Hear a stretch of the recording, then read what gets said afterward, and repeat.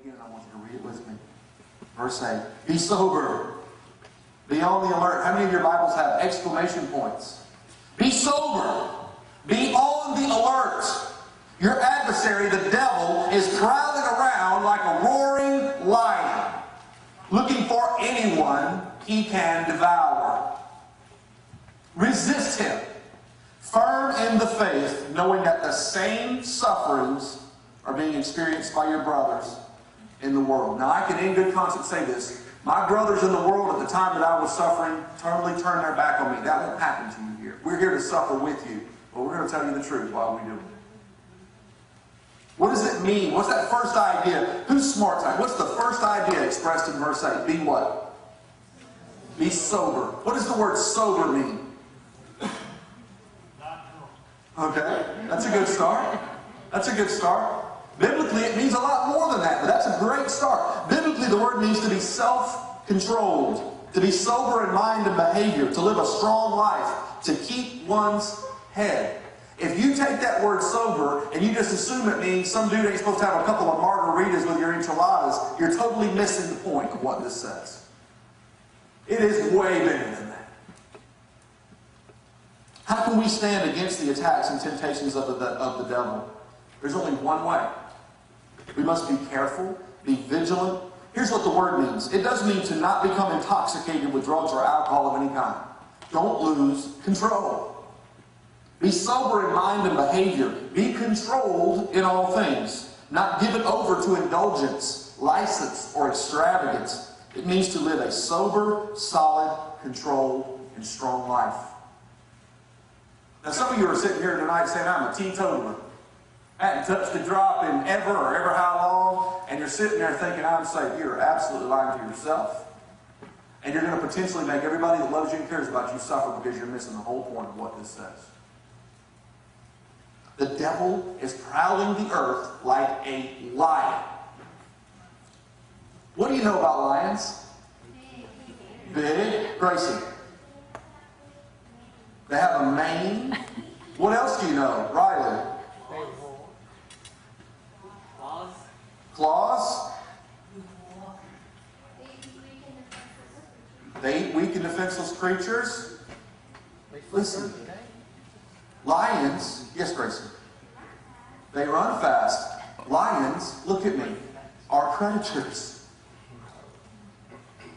Peter describes the devil as a predator. To some, the king of predators. All they do is sleep, prowl and eat, and breed. That's all that lions do, period. Watch this clip.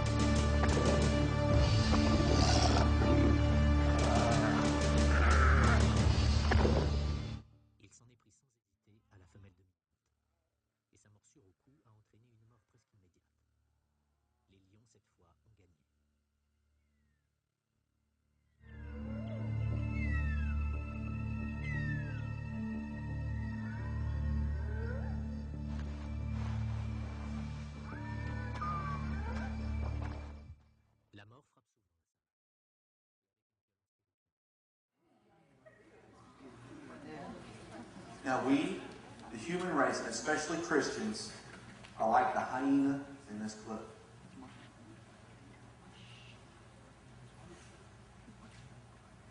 We're the prey. The devil is the lion. That is why tonight's verses in Peter, that's what they're describing. Once again, the point of these verses is that the devil is like a prowling lion. Lions are predators. We're the potential prey.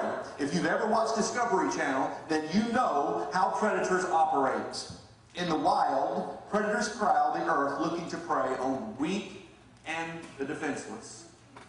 When your mind is altered and your guard is down, you are weak and defenseless. That is when the devil can attack you and can take control of your heart. When the devil controls your heart, he will change your heart language once again, that your life speaks. Your life will speak for Satan. I failed to guard my heart and he did that to me. Don't let him do that to you.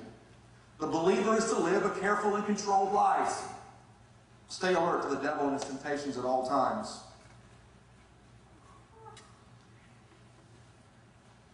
The alternative is to be devoured, incarcerated, destitute, and diseased. Or, that's what it was for me. I was devoured by the devil. He took control of my heart through addiction. Eventually, because I was doing so much dope, I could not afford to maintain my habit anymore. There was no money in being in a rock and roll band unless you're way more famous than I was. I had the same choices that all addicts face. I could be a thief. I could sell myself. Or I could deal. I chose to deal.